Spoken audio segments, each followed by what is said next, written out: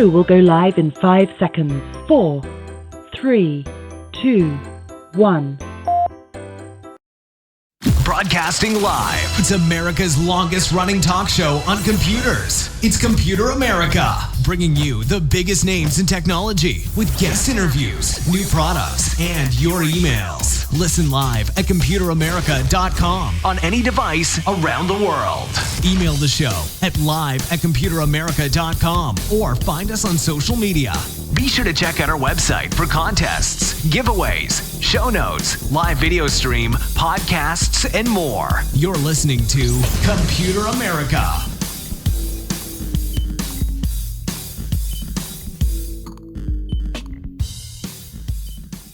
Hello and welcome into the Computer America Show. We are so glad to have you here. Thank you so much for joining us. I am your host, Ben Crossman, and once again, thank you for joining us. I hope all of you had a wonderful weekend, and you are ready for another full week of productivity, fun, and, business-like setting. But, most of that. But, yeah, again, we are happy to have you, and we have a great week of shows lined up for you, as well as a few things to announce. So, just before we get into today's guest, and by the way, you can always find out who's going to be on today's show by heading over to computeramerica.com. That's our home for everything and anything that we do here on the program. And yeah, so before we get into Fire Dragon Security, we have a few things to mention, including, of course, our website, show notes, any links to our guests, any articles we do, any video that we do, any and everything that we do here on the show can be found at computeramerica.com. The second thing is the live video feed. Definitely check that out. We are happy, proud of what we do there. And really, you can watch Computer America as well as listen to Computer America, where we'll be demonstrating our guest website, showing different videos and things like that if the need arises. And yeah, just check that out. You can see it right underneath the live streaming option on our website. And then the last thing I want to mention, and this is very cool, is that we are going to be changing up our prize. Normally, I mention here a social media contest that we do with Logitech. And for those of you who do not know, for the past, couple months, we've been giving away every single Friday a Keys to Go keyboard by Logitech. Well, I teased it, and here it is. We are now giving away the new prize. The new contest can be found on any social media site, but as well, head on over to Computer America, and underneath the social media contest, you'll see the new prize is the Logitech M720 Triathlon multi-computer mouse. That's right, one mouse to rule all of your computers. Very, very cool technology, and you can see how it works and how to enter, because we have a new way for you to enter the contest. But new prize, new week of contest, and looking forward to you giving that away this Friday. Check it out. Okay, so with all of that out of the way, and of course we'll talk a little bit more about that later on in the program. But for our first segment, we have, of course, Fire Dragon Security, and they have been on the show before, but it's always good to have them back on to talk about what they've done, what's new in the industry, and again, just touch base. So let me introduce onto the show once again.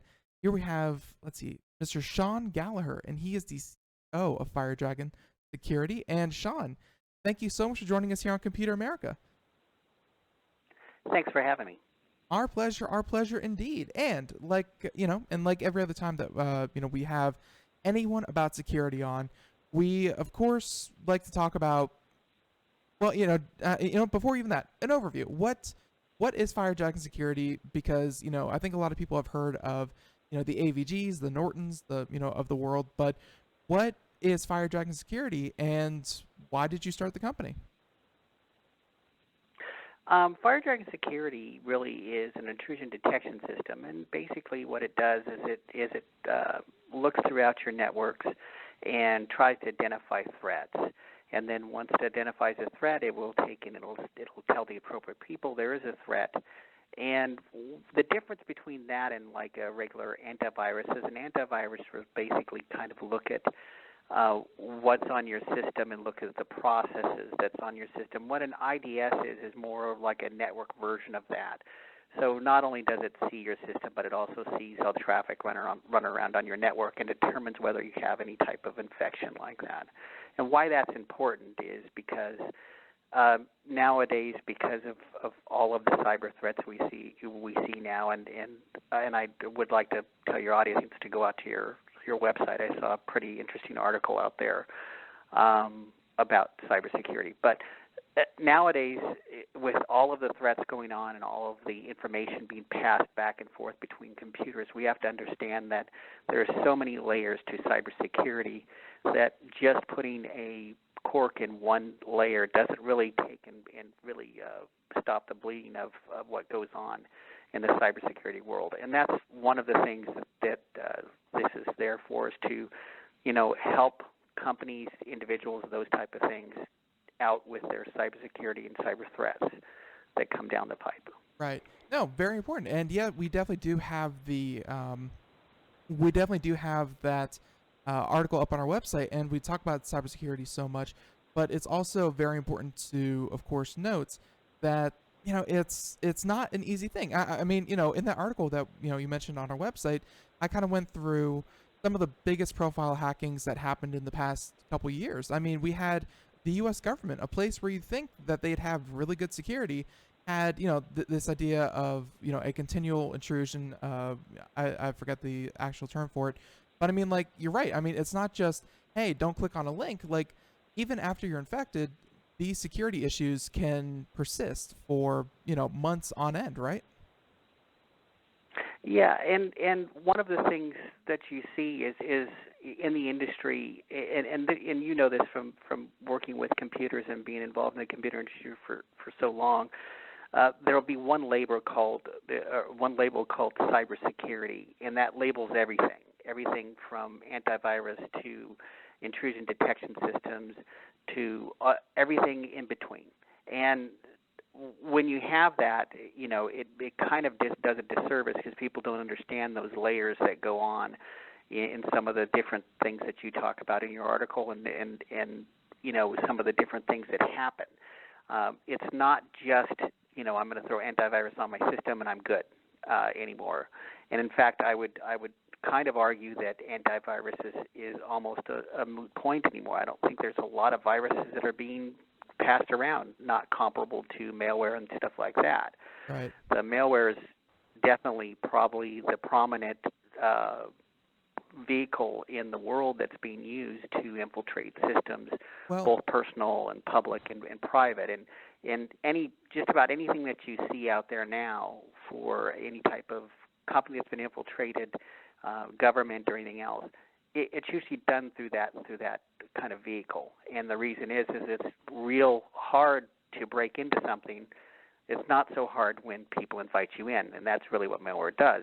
You invite it in, and it comes in and takes up residence. I think this, and I think this is a good time to to branch into our first question, and that's what's new in security. And I think going off what you just said, if you could get into a little bit more about ransomware, because ransomware, it's a type of malware.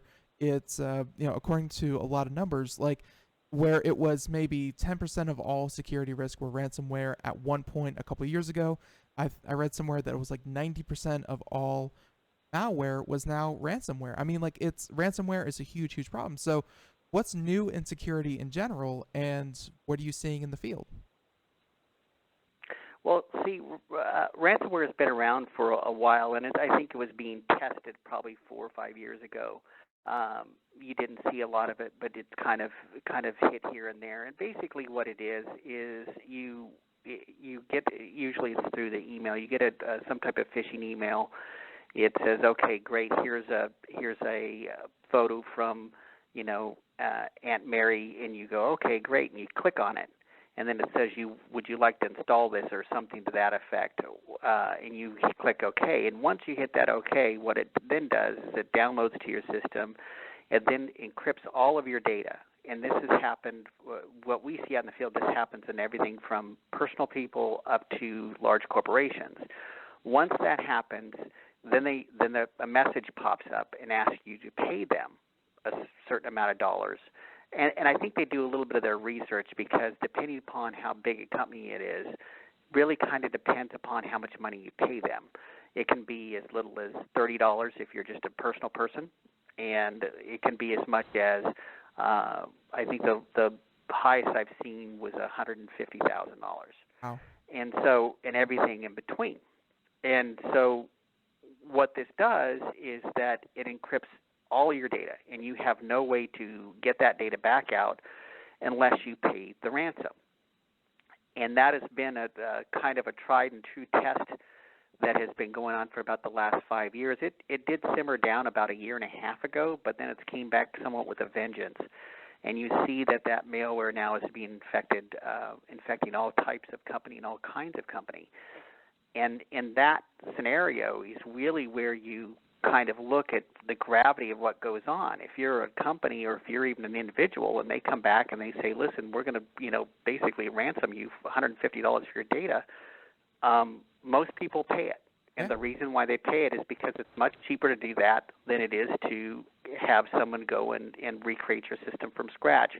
Or if you have data that you can't recreate, like say, for instance, you have photos from a wedding 10 years ago or something like that sitting on your system, then you will lose that data.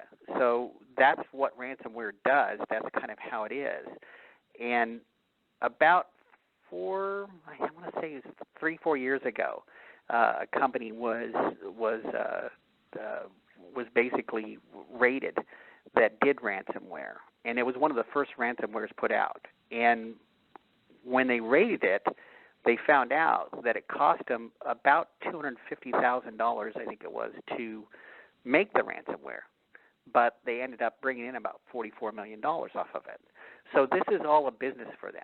It's not like there's some hacker out there that has some vendetta against you. This is a business. And so they have profit and loss, and they end up in a situation where they're ransoming your data. And so you have to kind of watch especially what emails you're doing, and you have to understand what you're downloading and what you're actually doing with the emails. A lot of people just click on stuff. I always tell people a couple things. If you get an email that says that your password is been corrupted or been hacked or something like that, go to the actual system. So if it's like a Facebook or if it's your bank or if it's Google, go out to Google, go out to your bank, go out to Facebook and log in there. Right. Never hit a link. Never click on a link. And always know what you're downloading and what you're doing. If it's a picture, there's nothing to be installed on your PC. So if they say this is a picture from Aunt Martha or whatever, you'll end up in a situation where you just probably want to understand if you click on it and it asks you to install something, probably not a picture from Aunt Martha. It's probably something bad. Right. So those are a couple tips that you can use.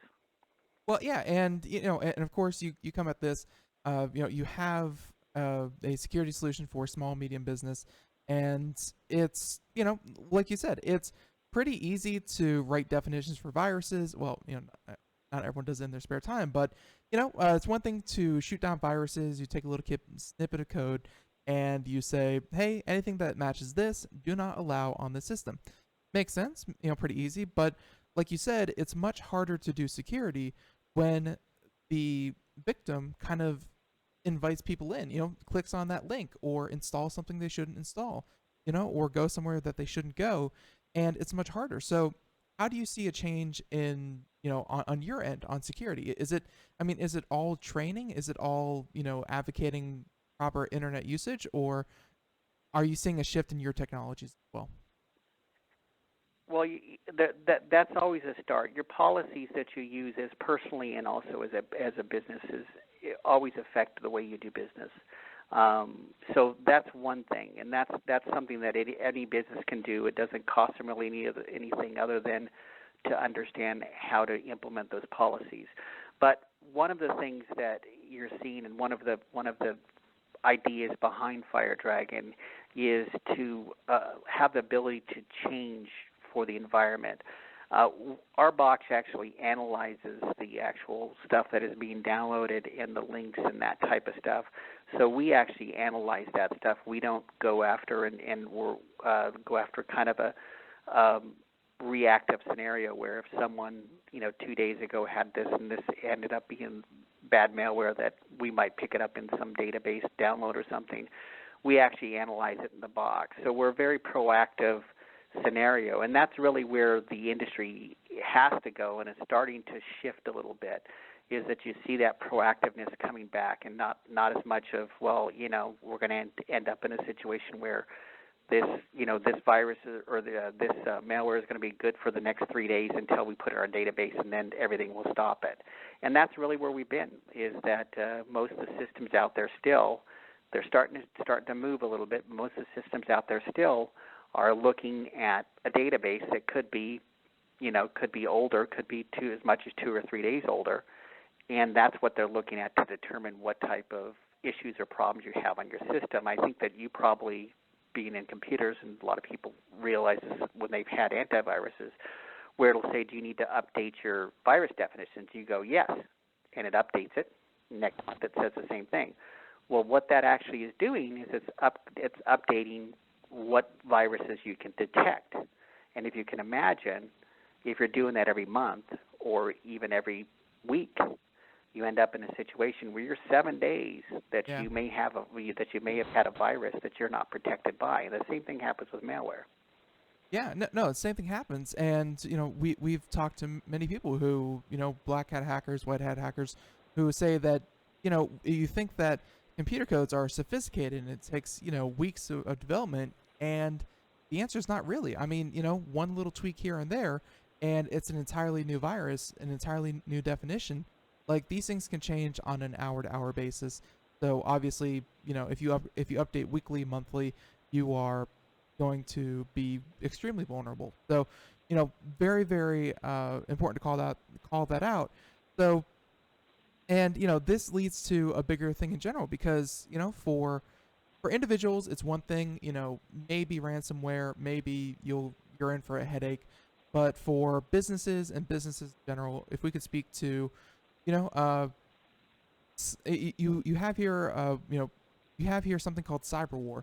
So what does this mean for obviously businesses don't really want to be involved in a cyber war, but what is the impact on a business? Maybe if they were compromised, and what does all this mean to maybe someone is listening out there and hasn't thought about this, but what does this mean for their business?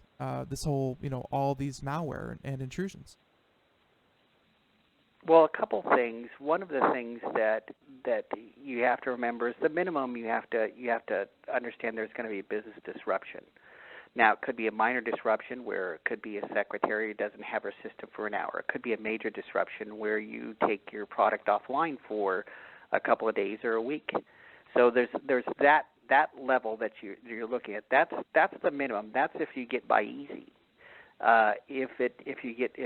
If it's hard, then you end up in some situation like you saw with Target, you saw with Sony, you saw with Home Depot and a couple of the other ones, where you actually end up in a situation where this infiltrates your system and causes more damage than that.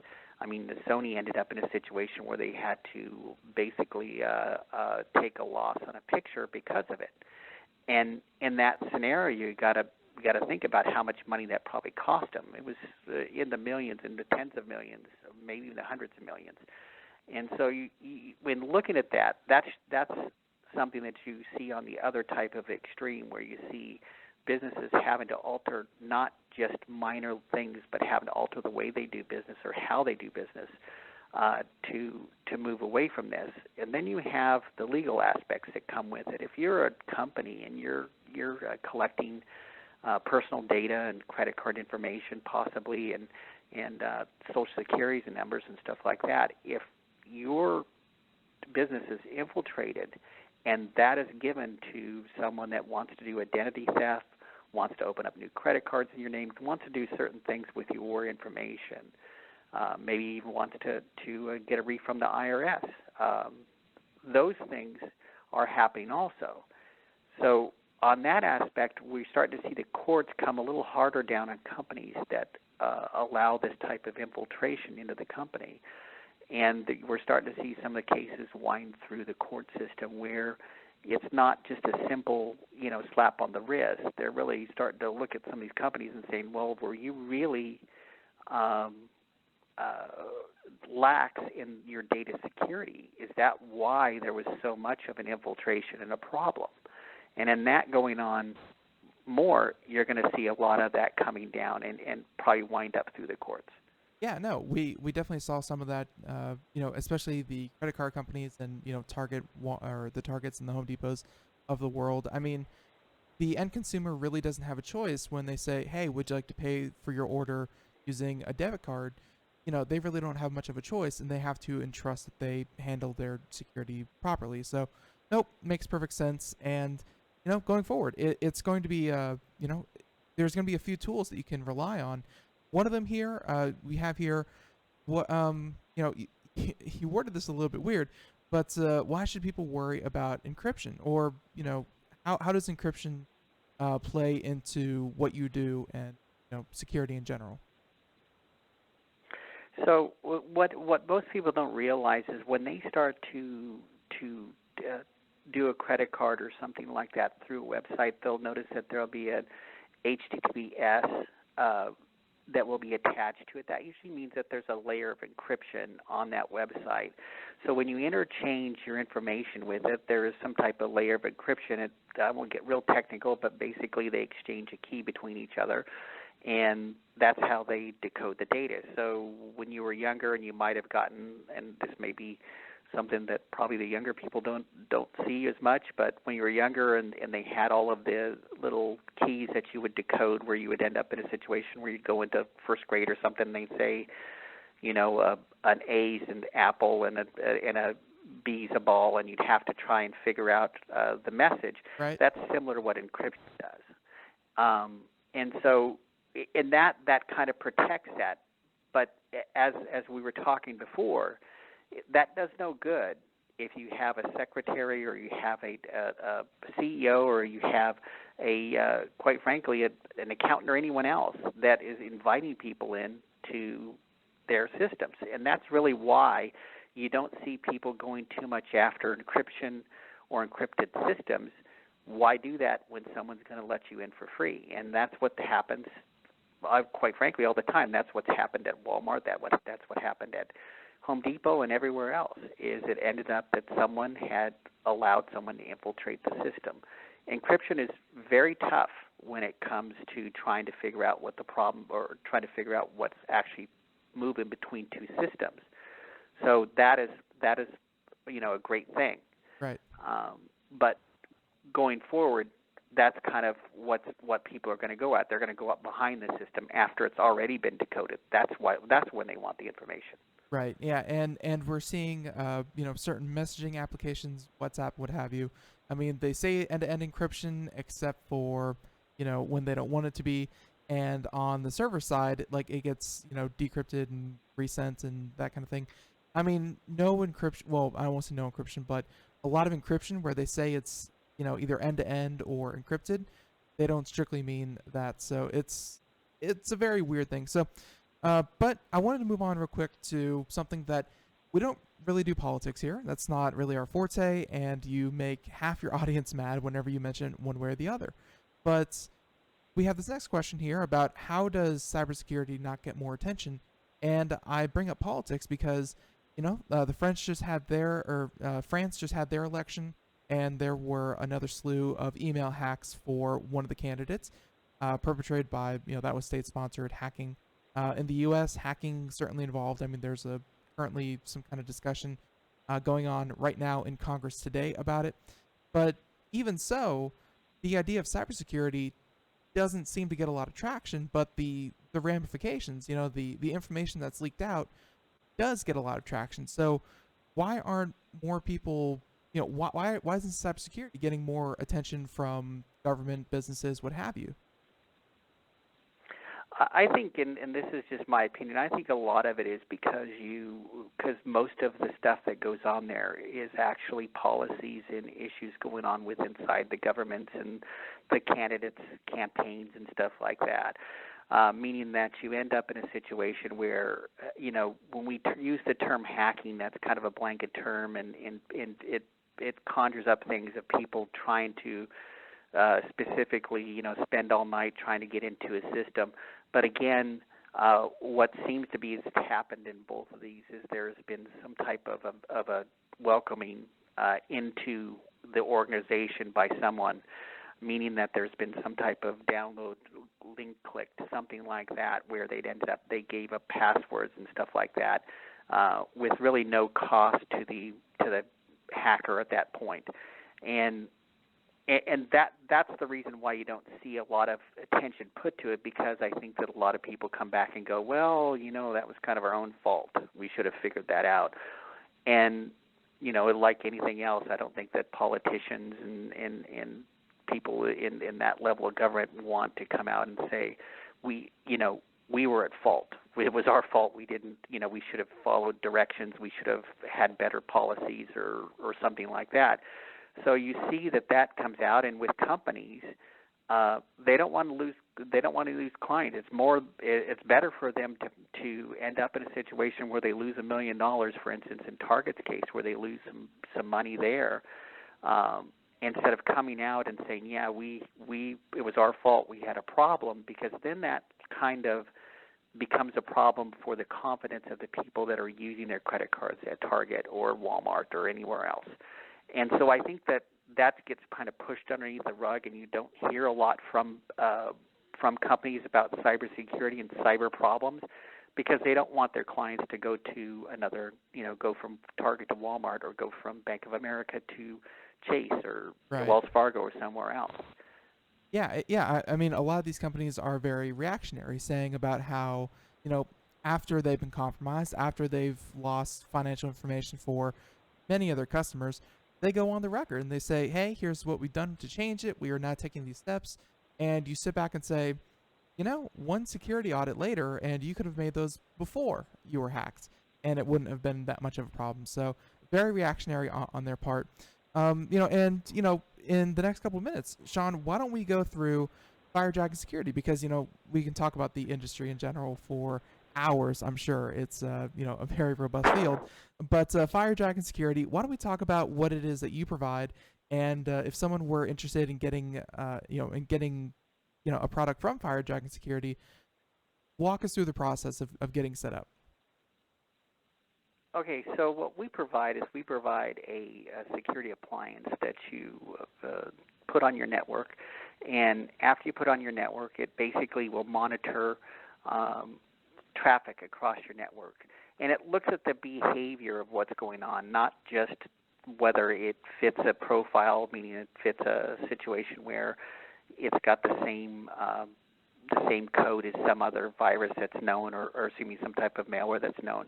What we actually do is our system actually kind of looks at the behavior of what you've downloaded and what's going on. And as you said before, which was a very astute point, and a lot of people don't know this, is that a lot of times hackers they'll take malware, for instance, and they'll tweak the code just a little bit, put a line or two in here, and that will get right past most systems. And the reason they do that is because they know that they're looking for something specific, and if they take and they tweak that part of it, adjust it, put something different in it, maybe use some type of other term or something like that, it will end up in a situation where we'll get past the system. And that's really what they look for. Well, what we do is that we kind of analyze this stuff, and we can tell you from the behavior whether this is a problem, not just because that it was in someone's database and some analyst figured it out 2 days ago or 3 days ago or even 2 hours ago. We actually look at the system. And going beyond that, one of the things that people need to also remember is in your infrastructure, you have your firewall, and then you have your protection, your protected systems behind that. And they don't really attack firewalls anymore. Most novice may attack a firewall, but firewalls are generally not attacked because they are very good. Your basic firewall that you pick up anywhere is got a pretty decent unhackability with it that comes with it. So it doesn't make a lot of sense to spend hours and hours to hack on that. So where we see the infiltration comes and where FireDragon is most important is we see it come in to your network, and we start to see the behavior on the network. We start to see things change. And that's where you will be able to figure out it and figure out the problem. You have to remember, if you are dealing with a professional hacker, they're not going to basically get onto your system and 2 hours later start pulling data off. That's not what they do. They're going to be sometimes right. spend years. They're going to be a bunch more surreptitious. Hey, Sean, if you don't mind, do you mind joining us right after the break? We have to take a quick break. Sure. All right, perfect. So everyone else, stay tuned. More Computer America just after this. We are all Brother Wolf. 10 years ago, a group of locals banded together to create positive change. We took animals into our homes, held adoption events at local retailers, and talked to the community about our mission to help build a no-kill Asheville. A decade later, we have achieved so many victories for animals in need. There's been so much progress, yet there's still so much to do. As part of our year-long celebration, we encourage you to become a member of our special Compassionate Circle program. With a monthly donation of $10 or more, you will have behind-the-scenes access to the work we are doing at Brother Wolf. Our goal is to reach 1,000 members because we receive no government funding. Working together, we can help build and sustain no-kill communities. Learn more at compassionatecircle.bwar.org. We are a 501c3 tax-deductible organization.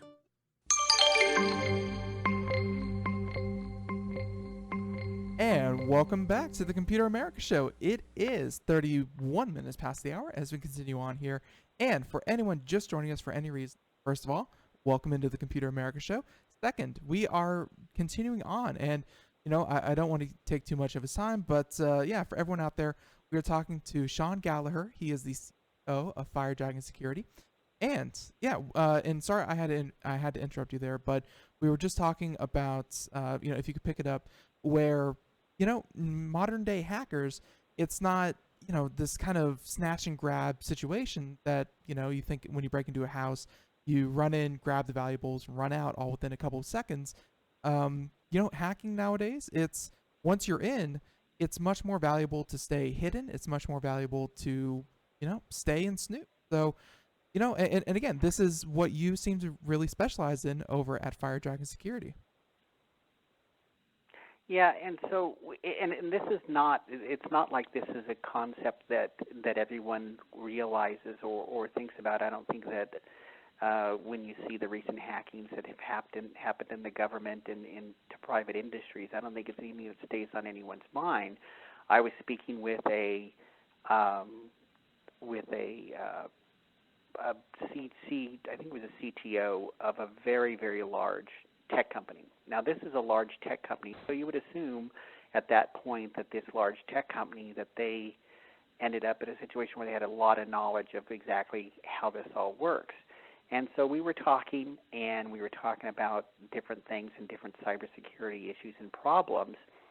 And so I asked him, I said, so let me ask you a question. And he said, what? I said, if you had someone kind of spit out a 300K anomaly, or what you would look at as anomaly, on your network, meaning they're just basically shooting out stuff out of your network randomly, would you detect that? Would you know that that was a problem? And he said, no. And so you have to remember, a 300K byte, you can literally put thousands of credit card information, people's credit card information and data on that.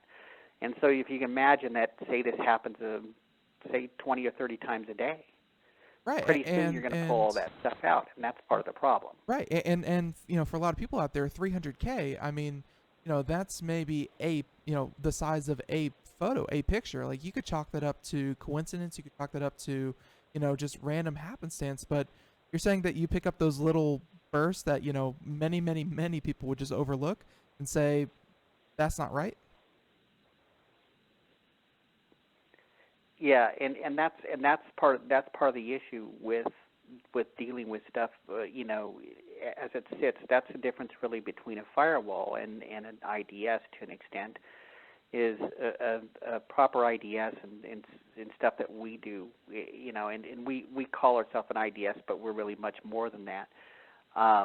We would see that stuff and go, hey, you have a problem here. Here's the system. Here's the problem, and a firewall is just going to show up as an anomaly. They're going to say, well, wait, why did this attach to the system for, you know, couple of milliseconds and throw 300K out. Well, I don't know. That happens every once in a while. Something happened. And that's how all this stuff gets by. When you look at what's happened with the hacking that has went on in some of these large companies, they did see anomalies. They just didn't know what it was until it was way too late. And so that's really where it boils down. You have to understand that the hackers know this. They know that people cannot put two and two together sometimes. If you're sending out 300K every 24 hours randomly, like one day it's 23 and a half hours and one day it's 21, people will probably never find that if they're just looking at logs. Right. Yeah. No. They'll probably never find that, and that is, it's something that we've talked about in security, for a long time. It's not so much being invulnerable. It's not so much, having a castle and a moat and a standing army and all that good stuff to protect yourself. It's about making yourself a little bit more difficult than the next guy, because, the next guy, sucks to be him, but they're not going to sit there, hit their head against the wall until they figure it out. They're just going to move along. They're going to move along to something easier if you show any sort of resistance. So, and, it certainly sounds like that you are offering, more than a little resistance to these hackers. Yeah, and that's where we kind of shine, is that the typical IDS firewall solution, that type of solution that sits out there, they understand those. It's pretty easy to understand those. You understand that you're going to look into a few databases. You're going to try to pull down some what they call signatures from different databases and try to compare them with what you're downloading. So you got to remember that what you came up with earlier is exactly right. If I'm a hacker, if I want to get by that system, I tweak the code a little bit, and then the code doesn't, then the signature is different. And so basically they don't see that, and they won't see it until someone else reports it and says, hey, there's a problem. Well, you can't do that anymore. It doesn't work that well. Is it better than nothing? Absolutely. But is it going to protect you as well as, say, Fire Dragon would? No, it won't, because it's going to end up in a situation where one of these times you're going to get a signature that's not in a database, and it is going to come into your system and do something that you probably don't want it to do. Makes perfect sense. And so, continuing on, you have a product. If you head on over to firedragonsecurity.net, again, we have a link to it on our homepage. You can, navigate on over to products. Now, do you actually sell a service that companies will have to pay monthly for, or do you provide software and solutions for other people to sell their customers? What, if someone wants to get involved with Fire Dragon Security, how would they go about it? Okay, so we have a distributors list out there that sells our product. We have some very active Northern California distributor that does really well. So what would happen is you contact us, we'll direct you towards them. We end up that at this point in time we put out an appliance for that, but we do have some exciting stuff coming up and something that we're going to try to exclusively announce on your program if possible. And it'll be pretty interesting because it's going to I think it's going to innovate the industry. Because there's a lot of things that you see going on in the industry that only the big guys can only use, and that's not so good, because it's not just the big guys that are getting hit. It's everyone in between, and you got to remember that if you've got a smaller business and you end up that you're getting you get hacked and you lose data. Say, for instance, you have a insurance business or something like that, and you get hacked. You could lose a lot of money, possibly your business, depending upon what happens over that hack. So this is extremely important stuff when you're in business, and most people at home don't realize this, but they drive all of their stuff sometimes home, and they start doing business at home. Right. And so you have to be very aware of your environment anymore and where you're doing it. People will go to Starbucks and do business. They'll go other places, and those are the vulnerable points. there's no use in trying to, get at someone behind a bunch of levels of security when they're going to walk into Starbucks, open up their laptop, and allow you access with their Wi-Fi and things like that. So, we all have to be very cognizant, especially when we're doing business, when we're logging into bank accounts and stuff like that. We have to be very cognizant of exactly where we're doing it, because that can play a big part in it also. Right, and I think you covered a lot of them in there. I mean, there are basic things that you can do to keep yourself safe, your data safe, things like that. Again, don't click on links, don't download weird things, don't install executables on your computer when it's just a picture. Very common things, but like we talked about a little bit before, companies have your data and they demand it. If you want the privilege of using their service online, you have to give up a lot of personal information, shipping address, your first, last name, email, your credit card number. What should we demand of businesses and heck, even our own government? What should we demand from these organizations in the future when it comes to cybersecurity? Well, I think that these organizations are going to have to end up in a situation where they're going to have to be demanding that they're accountable for a lot of the information that they take. It's like anything else. If you're my neighbor and you come over and say, I want to borrow a wrench, and I say, okay, here's the wrench, and you come back and you say, hey, by the way, someone stole the wrench, there's no real law that says you should, but under ethics, you should probably go out and buy me a new wrench and give me the new wrench.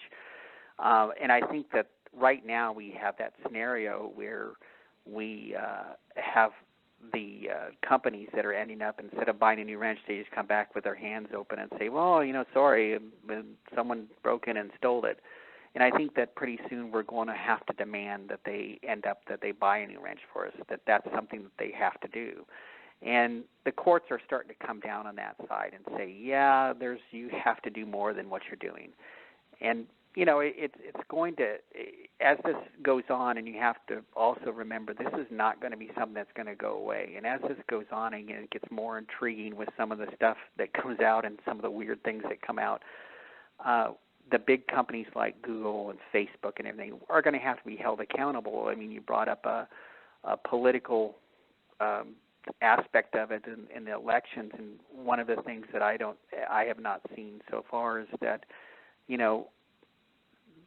supposedly there's some hacking that went on with Gmail, and if that's the case, where's Google's accountability for it? Right. Where are these companies' accountability for your data? Why, if Facebook's hacked and they start pulling information out of Facebook, how are they not accountable for that information? Because we give up a lot of information, and we were just talking about this the other day. There's information when you connect to Facebook that gets transmitted to Facebook that people don't even realize are transmitted. It's kind of funny, because if you ever wonder, Oh, no, for sure. I mean, Facebook is in the business of collecting data, and really not just collecting your data and saying, hey, look, we have 30 people who log in from Florida. Obviously, it's a lot more, but Facebook's in the business of creating, just like Google, a profile. It's in charge of creating, your online image and all the information it can about you. Like, it puts it, like Facebook connects the dots on your data. And I think that it even does more than that. And this is the reason why we were talking about this the other day, and it was kind of interesting.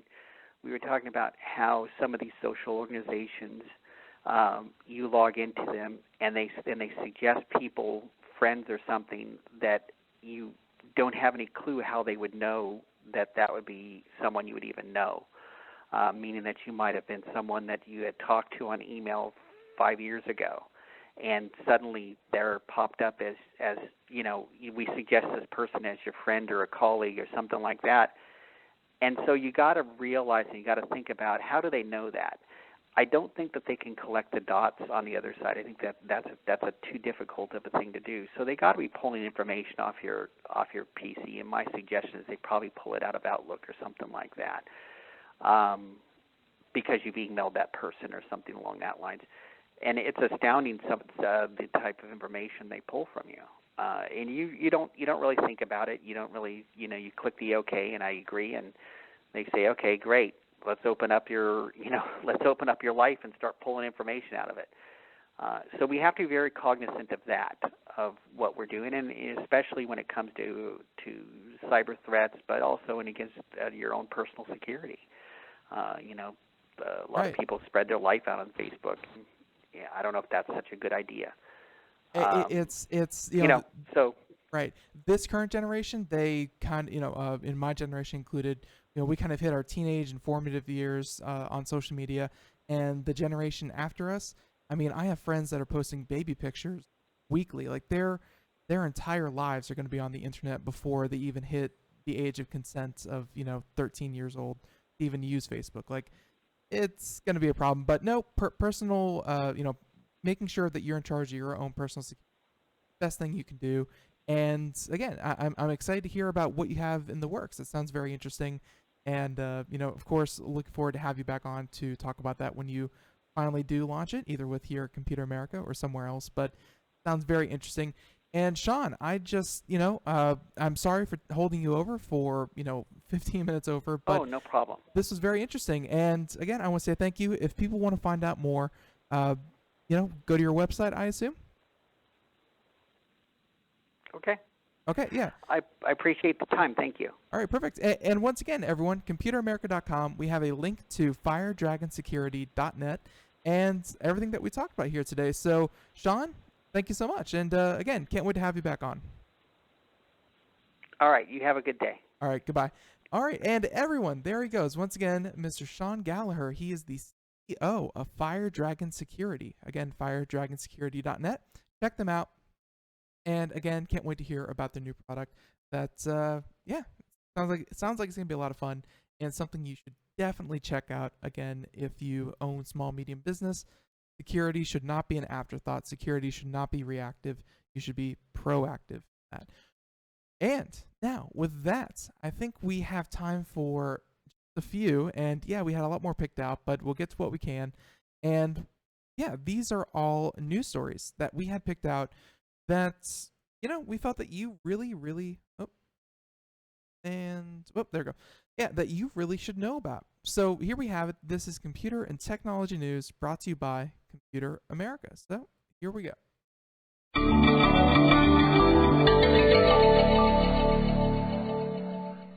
All right. And like I said, brought to you by Computer America. And now, how about we do this one? Why don't we start with, oh man, there's a lot of really, really hair-raising ones. But how about this one? This one is actually kind of cool. So I think a lot of people out there, you may know the company, but you don't know that they have a data center. And they finally went about revamping it. So Bridgestone, yes, the tire people, modernized their data center, and in a motherload of copper, they have hauled out 13 tons of copper. For everyone out there who does not like tons, 26,000 pounds of copper wire they pulled out of their data center to replace with fiber optic cable, which is essentially, glass. So, a 50-year-old data center gets a major upgrade as tire maker simplifies IT. So, this is by Computer World, and just found this really, really cool. But this is going to be a throwback for a lot of people because, when this thing was released, it's, the capabilities of this are laughable nowadays. Well, the old capabilities, but they were state of the art back in the day. So the article starts off by saying that in October 1968, Lyndon Johnson, current president, and the Beatles released Hey Jude, and a computer scientist, Douglas Engelbart, presented the mother of all demos. So they said that it was also the year that tire-making giant Bridgestone Corporation opened a data center in Akron, Ohio. And of course, if the walls could talk, they'd tell you quite the story. But check it out. Bridgestone recently finished consolidating 6 data centers, totaling about 25,000 square feet, into one 10,000 square foot facility. All right, so from 6 to 1, 10,000 square feet. And the project began just only 2 years ago and cost some $18 million. Very impressive. So, the renovated data center officially opened in April, and its completion was an important to the community as it was to the company. And the mayor of Akron was at the ribbon cutting, and the facility employs about 80 IT workers. And again, this is a tire company. They have their own data center. Makes sense. So Bridgestone had run a fairly decentralized environment, and they said that the company wanted the same standards, processes, and governance across the enterprise, and a data center that is a point of stability and confidence, but also an enabler of business. So yeah, and of course that's for all of you who do not know, before fiber optics you had copper wiring. That was the de facto way of transferring information, and now thank goodness we no longer have to do dial-up landline internet, but copper had to be removed. And that as they were moving it, they hauled up all the old copper. And again, about 26 miles of new fiber optic cable was laid after they pulled up 26,000 pounds of copper wiring. Very impressive. So for some other fun numbers for you tech junkies out there, they said that in the near 50-year history of the place provides a benchmark of measuring change, saying that in 1968, so when it was first opened, the data center had 8,500 miles, 8,500 miles of tape, storing, get this, 2,000 gigabytes of data. 2 terabytes. 2 terabytes. That's it. That's right. They have 2 terabyte thumb drives now. They have 50 terabyte. No, they have like 40 terabyte solid state drives. And back in 1968, it took 8,500 miles of tape to get the same storage as what we have on a thumb drive nowadays. If that doesn't say advancement, I don't know what does. So today, the data center holds about 3.5 petabytes of data. That's right, and that's thanks to new storage capacities. And again, 3.5 petabytes, that's about 3.5 million gigs.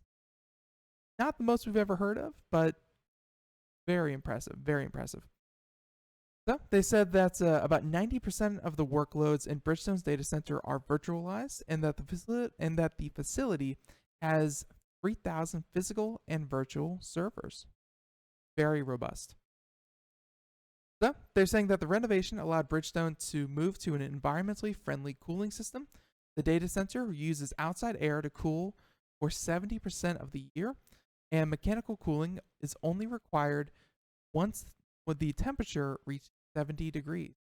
So this thing's going to be not only more efficient and much more practical in today's tech usage, but it's also going to be much more environmentally friendly because, that's one part of IT that they really don't tell you about. But these servers, they take massive amounts of cooling to keep them running, and they produce an awful lot of heat. So if you don't keep them cool, they burn out. You get a lot of wear and tear. It's just awful. So Bridgestone revamped their data center, and again, 26,000 pounds of copper wiring pulled out, and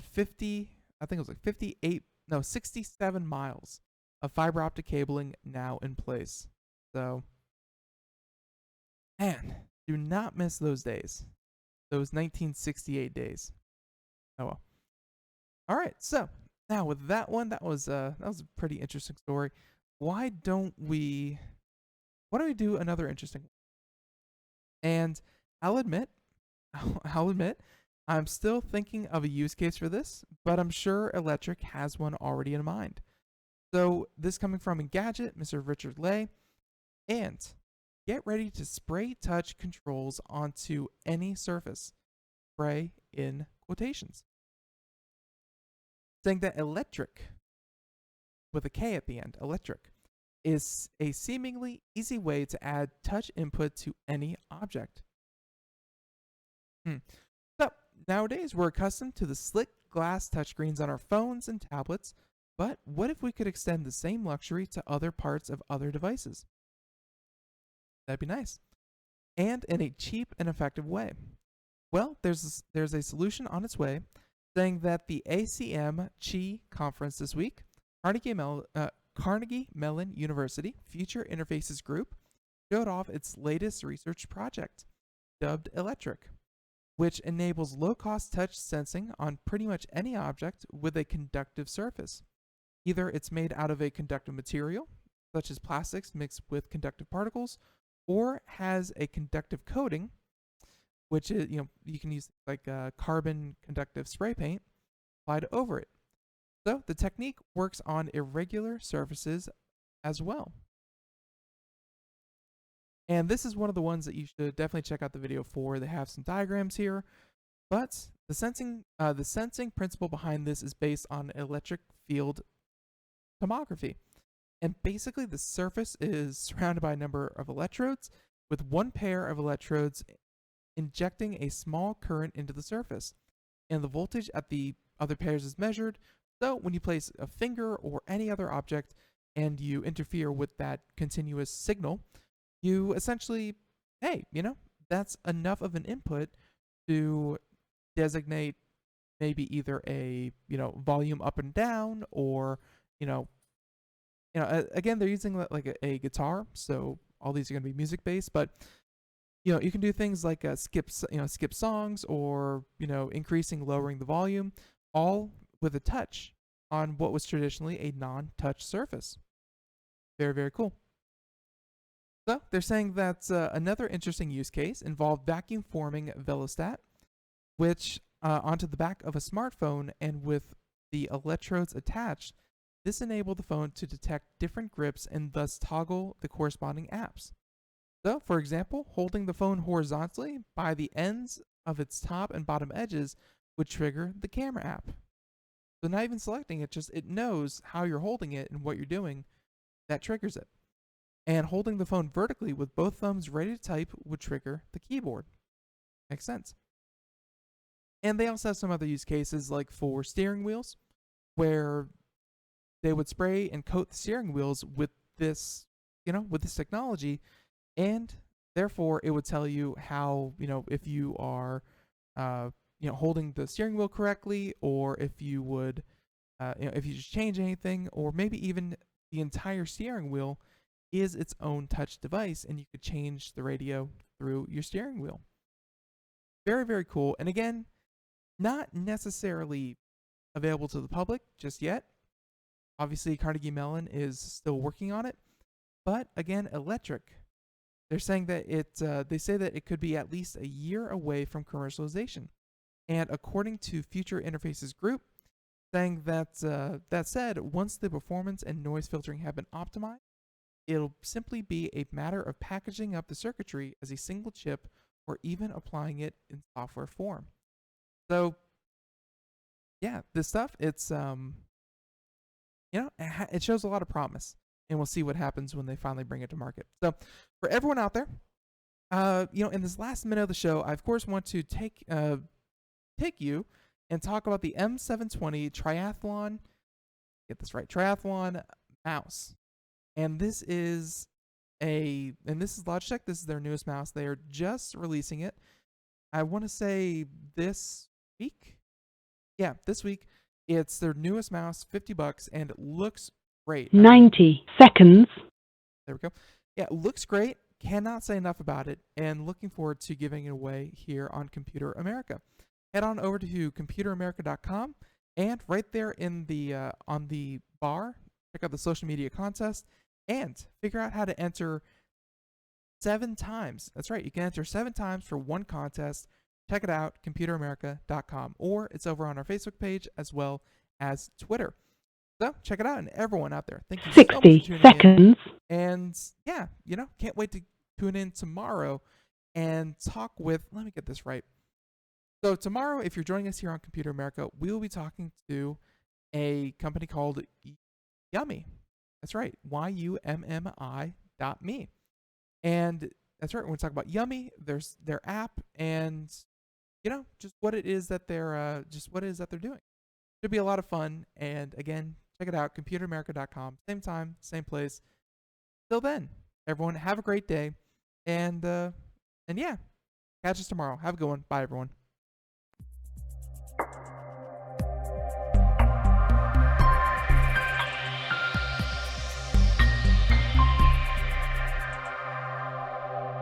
Ten seconds.